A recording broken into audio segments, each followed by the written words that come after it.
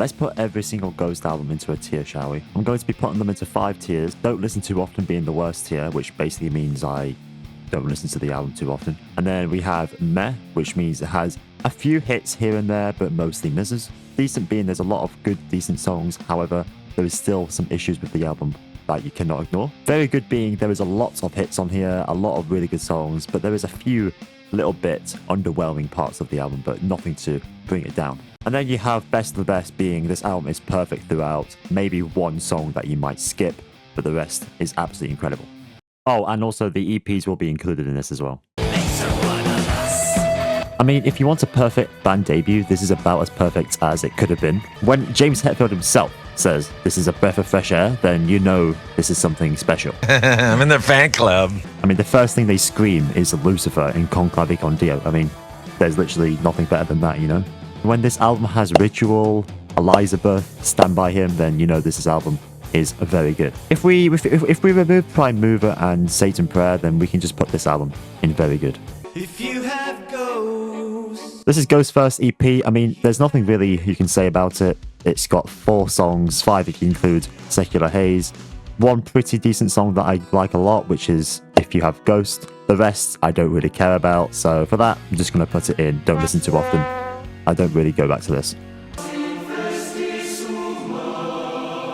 When an album like this has songs like Year Zero, Zombie Queen, and Monstrous Clock, then it is quite good. However, there is a lot of lows to this, and some songs that I just don't really care about at all. The songs that are quite low are quite boring for me, like Idolatrine, I don't really care about too much. And also, Depth of Satan's Eyes is one of those songs that is quite repetitive on the production side.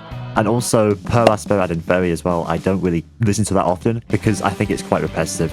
I could be wrong, you could argue with me in the comments about that, but yeah. So for that, I'm just going to put it in meh.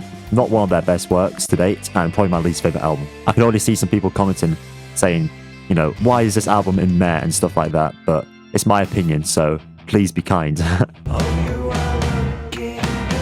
mean, when an album like this has songs like From the Pinnacle to the Pit, Cerise, He Is, Absolution, Mummy Dust, the list goes on, it is pretty much perfect. Aside from one song that I really don't like, it's nothing other than best of the best. It's one of the best. This EP is quite literally one of the best works they've ever done. They have Square Hammer on there, one of the best Ghost songs ever. And then you have some other really cool fun songs, Missionary Man being one of them, one of the most underrated songs. And quite frankly, a very good cover as well. Bible on there, which is a really underrated Ghost ballad. And you have I Believe as well, which is also another underrated one. Nocturnal Me is not one of my favourite songs of all time. However, it doesn't bring the EP too down for me, so I'm going to put it in decent for me. An album like this has Dance Macabre, Rats, Life Eternal, Faith. You know it's one of those albums that it's going to be banging. I think it is their most consistent album they've ever had, and it came off after the lawsuit that happened as well, after Meliora, but it did not stop this album from being absolutely incredible. One slight miss for me, which is Pro Memoria, one of the weirdest and most creepy songs out there, but still, doesn't stop me putting it in best of the best, one of my favourite albums. This EP quite literally has the most popular Ghost song of all time.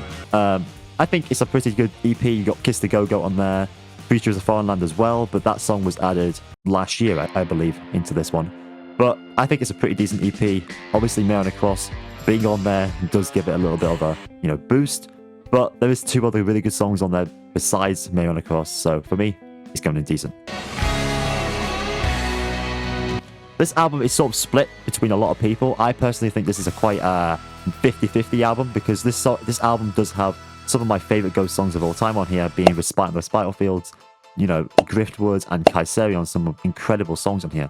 But I cannot ignore the fact that this album does have some very low points, including Watcher in the Sky, one of my least favourite Ghost songs ever. Call Me a Little Sunshine being quite frankly overplayed and overrated for me. 20s being a weird song, and it either is a good song or it's a bad song, depends on how I'm feeling about it.